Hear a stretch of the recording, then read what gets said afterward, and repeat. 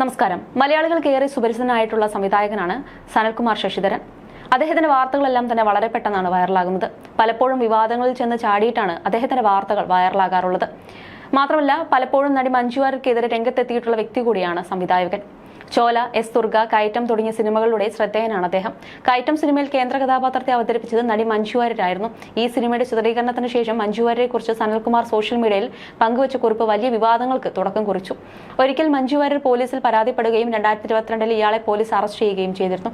തുടർന്ന് ഏറെക്കാലം നിശബ്ദനായിരുന്ന സനൽ കഴിഞ്ഞ കുറച്ച് ദിവസങ്ങളായി വീണ്ടും വിവാദ പോസ്റ്റുകളുമായി രംഗത്തെത്തിയിരുന്നു. നടൻ ദിലീപിനെതിരെ നീണ്ട കുറിപ്പ് പങ്കുവച്ചുകൊണ്ടായിരുന്നു സനൽകുമാർ രംഗത്തെത്തിയിരുന്നത്. കേരളം കണ്ടിട്ടുള്ളതിൽ വെച്ച് ഏറ്റവും വലിയ ഒരു ക്രിമിനൽ മാനിപ്പുലേറ്ററാണ് ദിലീപ് എന്നാണ് സനൽ ആരോപിച്ചത്.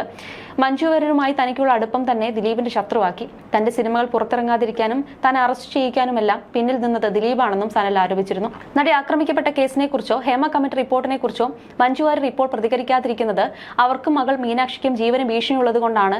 മഞ്ജുവിനോട് സംസാരിച്ചപ്പോൾ തനിക്ക് മനസ്സിലായെന്നും ഫേസ്ബുക്ക് കുറിപ്പിൽ സനൽ പറയുന്നുണ്ട്. അതേസമയം സംവിധായകന്റെ പുതിയ ആരോപണങ്ങൾക്കെതിരെ കടുത്ത വിമർശനമാണ് ചിലർ ഉയർത്തുന്നത്. മാധ്യമ ശ്രദ്ധ കിട്ടാതായതോടെ ദിലീപിനെതിരെ സംസാരിക്കുകയാണെന്നാണ് ചിലരുടെ കമന്റ്. ദിലീപിനെതിരെ സംസാരിച്ചാൽ മഞ്ജുവിന്റെ പിന്തുണ കിട്ടുമെന്നത് കൊണ്ടാണോ ഇത്തരത്തിൽ ആരോപണം ഉയർത്തുന്നതെന്നും ചിലർ ചോദിക്കുന്നുണ്ട്. സനൽ മാനസികാരോഗ്യത്തിന് ചികിത്സ തേടണമെന്നാണ് ചിലരുടെ കമന്റ്. മഞ്ജുവിനും മകൾക്കും ജീവന് ഭീഷണിയല്ലേ? ഏത് മകൾ? ഡിവോഴ്സായ അന്ന് മുതൽ ഇന്ന് വരെ ദിലീപിന്റെ കൂടെയുള്ള മകൾ. ഇനി നമ്മളാരും അറിയാത്ത വേറെ മകളുണ്ടോ മഞ്ജുവിന്? പോയി വല്ല പണിയെടുത്ത് ജീവിക്കടോ. ഇത്രയും നാൾ മഞ്ജു ആയിരുന്നു, ആരും ശ്രദ്ധിക്കുന്നില്ല എന്ന് വന്നപ്പോൾ ദിലീപായി. ഇനിയും നിങ്ങളുടെ പോസ്റ്റിന് റീച്ച് കിട്ടും എന്നായിരുന്നു ഒരു കമന്റ്. താങ്കളൊരു നല്ല സൈക്കാട്രിസ്റ്റിനെ കാണുക, അയാളുടെ ഉപദേശപ്രകാരം മുടങ്ങാതെ മരുന്ന് കഴിക്കുക. സിനിമ ഒന്നും താങ്കൾക്ക് പറഞ്ഞിട്ടുള്ള മേഖലയല്ല. മലയാള സിനിമയിൽ ഒന്നുമല്ലാത്ത താങ്കൾക്ക് എല്ലാവരും എന്നെ അപായപ്പെടുത്താൻ വരുന്നേ എന്ന് തോന്നുമെങ്കിൽ അത് മാനസിക വിഭ്രാന്തി മൂലമാണ്. എന്തെങ്കിലും ജോലി എടുത്ത് മര്യാദയ്ക്ക് ജീവിക്കുക, രക്ഷപ്പെടും. അല്ലെങ്കിൽ അധോഗതിയായിരിക്കും. ചാനലുകളിൽ 100 തവണ ആവർത്തിച്ചു വന്ന കേരളത്തിലെ ഏത് കുഞ്ഞുങ്ങൾക്ക് പോലും അറിയാവുന്ന പൾസസുനിയും ബാലചന്ദ്രകുമാറും ഒക്കെ നിരവധി തവണ ഛർദ്ദിച്ച ആ അപസർപ്പക കഥയ്ക്കപ്പുറത്തല്ലാതെ മറ്റെന്താണ് ഫ്രോഡ് കുമാറെ ഈ പോസ്റ്റിലുള്ളത്? ചുമ്മാ ഇരുന്ന് തള്ളാതെ, ആൾക്കാരെ പറ്റിച്ചും ഭീഷണിപ്പെടുത്തിയും പൈസ ഉണ്ടാക്കി തിന്നാതെ പണിയെടുക്ക് എന്നിങ്ങനെ നിരവധി പേരാണ് കമന്റുകൾ രേഖപ്പെടുത്തിയിരിക്കുന്നത്. നേരത്തെ മഞ്ജു എന്തുകൊണ്ട് പരസ്യമായി പ്രണയം പറയാത്തതെന്നും അവരുടെ മകളുടെ ജീവന് ഭീഷണിയാണെന്ന് കരുതി തന്നോട് സംസാരിക്കുന്നില്ലെന്നും സംവിധായകൻ പറഞ്ഞിരുന്നു. ഫേസ്ബുക്കിലൂടെ പങ്കുവച്ച കുറിപ്പിലൂടെയാണ് സനൽകുമാർ ഇക്കാര്യം പറഞ്ഞിരുന്നത്. സമൂഹം ഒരു തമാശയാണ്, അങ്ങനെയൊന്നും നിലനിൽക്കുന്നു തന്നെയില്ല എന്ന് തോന്നും ചിലപ്പോൾ. എന്റെയോ നിന്റെയോ എന്നുള്ളത് മാറ്റിവെച്ചാലും ഞാൻ പുറത്തുവിട്ട സംഭാഷണത്തിൽ 2 മനുഷ്യരാണല്ലോ ഉള്ളത്. അത് ആരും ആയിക്കോട്ടെ. ഒരു സ്ത്രീ അവൾക്ക് ഇഷ്ടമുള്ളയാളോട് സംസാരിക്കാൻ അനുവദിക്കുന്നില്ല എന്നും അതിൽ ശ്രമിച്ചാൽ ആ സ്ത്രീയുടെയും മകളുടെയും ജീവന് ഭീഷണിയാകുമെന്നുമാണല്ലോ പ്രധാനമായും അതിലുള്ളത്. അത് ആരാണെന്ന് ബോധമുള്ള സമൂഹം ചോദിക്കണ്ടേ? അതിൽ സത്യമുണ്ടോ എന്ന് അന്വേഷിക്കണ്ടേ? ഞാൻ പൊതുസമൂഹത്തെ പറ്റിക്കുകയാണെന്ന് വാദിച്ചാൽ പോലും അതിന്റെ സത്യാവസ്ഥ തിരക്കി പോകാൻ ഒരു സമൂഹം തയ്യാറാണതില്ലേ? നീ പറഞ്ഞത് ശരി തന്നെയാണ്. ഇതൊരു പാഴ് സമൂഹമാണ്. ഞാൻ തോൽവി സമ്മതിച്ചു. മുൻപ് നിന്റെ മൗനം എന്നിൽ ഉണർത്തിയിരുന്ന വികാരം കോപമായിരുന്നു. ഇപ്പോൾ ഭയവും ആദിയുമാണ്. നിന്നെ ഓർക്കുമ്പോൾ ഉള്ളിലാളുന്ന തീ കാരണം എഴുതാതിരിക്കാൻ കഴിയുന്നില്ല. കടലാസ് വഞ്ചി പുഴയിൽ ഒഴുക്കി വിടും പോലെ നിലയിലേക്ക് എത്തുമായിരിക്കും എന്ന പ്രതീക്ഷയിൽ എന്തൊക്കെയോ കുറിക്കുന്നു. നമ്മുടെ പ്രണയം ഇങ്ങനെ പൊതുസമൂഹത്തിൽ വിളിച്ചു പറയേണ്ടി വരുന്നതിൽ എനിക്ക് സങ്കടമുണ്ട്. പക്ഷെ മറ്റെന്താണ് വഴി? എന്താണ് ഈ ലോകം ഇത്ര ക്രൂരമായി പോകുന്നതിന്റെ കാരണം എന്ന് പറഞ്ഞാണ് സനൽകുമാർ കുറിപ്പ് അവസാനിപ്പിക്കുന്നത്. പിന്നാലെ കമന്റുകളുമായും നിരവധി പേരെത്തി. പലരും സനൽകുമാറിനെ വിമർശിച്ചുകൊണ്ടാണ് അഭിപ്രായം പറഞ്ഞത്. നിങ്ങളുടെ സിനിമയിൽ അഭിനയിച്ച ഒരു നടിയോട് താങ്കൾക്ക് പ്രണയം തോന്നിയിരിക്കാം. പക്ഷേ അവർക്ക് അങ്ങനെയൊന്നും തന്നെ ഇല്ലെന്ന് താങ്കൾക്കും അറിവുള്ളതല്ലേ? അതിന്റെ തെളിവല്ലേ താങ്കൾക്കെതിരെ അവർ കൊടുത്ത കേസ്?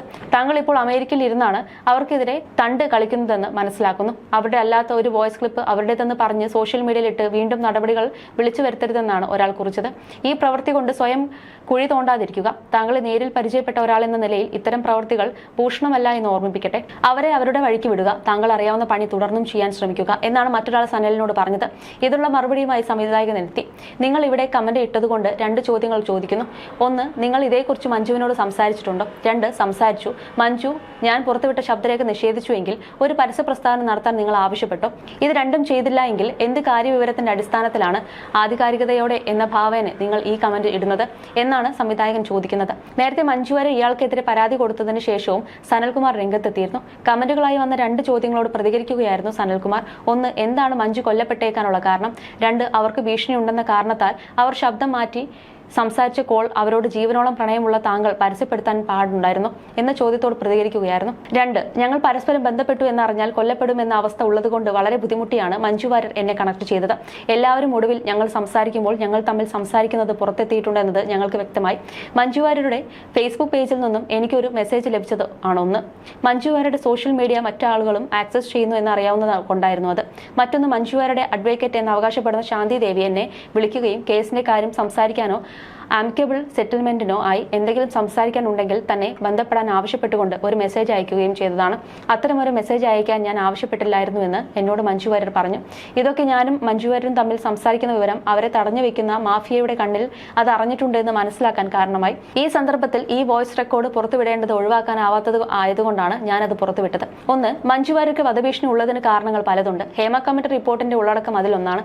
ഹേമ കമ്മിറ്റി റിപ്പോർട്ടിൽ സിനിമാ മേഖലയിൽ സ്ത്രീകൾ പ്രശ്നങ്ങൾ നേരിടുന്നില്ല എന്ന് മഞ്ജു വാര്യർ പറഞ്ഞു എന്ന് പ്രചരിപ്പിക്കപ്പെടുന്ന കാര്യം എല്ലാവർക്കും അറിയാമല്ലോ. ഹേമ കമ്മിറ്റി റിപ്പോർട്ടിൽ പുറത്തുവിടാൻ വിവരാവകാശ കമ്മീഷൻ ഉത്തരവിട്ട പേജുകൾ പോലും പുറത്തു വന്നിട്ടില്ല.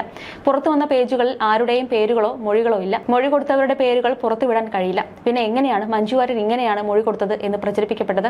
മഞ്ജു വാര്യർ WCC വഞ്ചിച്ചു എന്നും മൊഴി മാറ്റി പറഞ്ഞു എന്നും വ്യാപകമായി വീഡിയോകൾ ചെയ്യപ്പെട്ടിട്ടുണ്ട്. പ്രണയം പറഞ്ഞു എന്ന പേരിൽ മാനഹാനി ഉണ്ടായി എന്ന് കേസ് കൊടുത്ത മഞ്ജു വാര്യർ എന്തുകൊണ്ട് അത്തരം വ്യാപകമായ പ്രചാരണങ്ങൾക്കെതിരെ കേസ് കൊടുത്തില്ല? WCCയിൽ മഞ്ജു വാര്യർ സിനിമാ മേഖലയിൽ പ്രശ്നങ്ങളില്ല എന്ന് മൊഴി കൊടുത്തു എന്ന് അടിസ്ഥാനരഹിതമായി പ്രചരിപ്പിക്കപ്പെടുന്ന പോലെയാണ് മജിസ്ട്രേറ്റ് കോടതിക്ക് മുന്നിൽ മഞ്ജു വാര്യർ സനൽകുമാർ ശശിധരനെതിരെ തനിക്ക് വധഭീഷണി ഉണ്ടെന്ന് മൊഴി കൊടുത്തു എന്ന് പ്രചരിപ്പിക്കപ്പെടുന്നത്. ജീവനോടെയുള്ള കാലം മഞ്ജു വാര്യർ പൊതുജനത്തോട് ഇക്കാര്യങ്ങൾ പ്രതികരിക്കില്ല എന്ന് ഉറപ്പിക്കാനാണ് അവരെ പുറമെ കാണാനാവാത്ത തടവറയിൽ പാർപ്പിച്ചിരിക്കുന്നത്. എന്നാൽ മഞ്ജു വാര്യർ ഏതെങ്കിലും വിധത്തിൽ പൊതുജനത്തോട് സംസാരിക്കുന്ന അവസ്ഥയുണ്ടായാൽ അതുണ്ടാകുന്ന ഡാമേജ് ആർക്കാണെന്നും എത്രയാണെന്നും ഊഹിക്കാമല്ലോ. ഹേമ കമ്മിറ്റി റിപ്പോർട്ട് പുറത്തു വരില്ല എന്ന് ഉറപ്പിക്കാനുള്ള ഈ സർക്കാരിന്റെ ബദ്ധശ്രദ്ധയും ഇവിടെ കാണണം. കാരണങ്ങൾ വേറെയും ഉണ്ട് എന്നുമാണ് സനൽകുമാർ പറയുന്നത്. You're watching me on metromatney.com. on metromatney.com. metromatney.com. Subscribe for more videos. Subscribe for more videos. Subscribe here for more videos. Subscribe now. Thank you.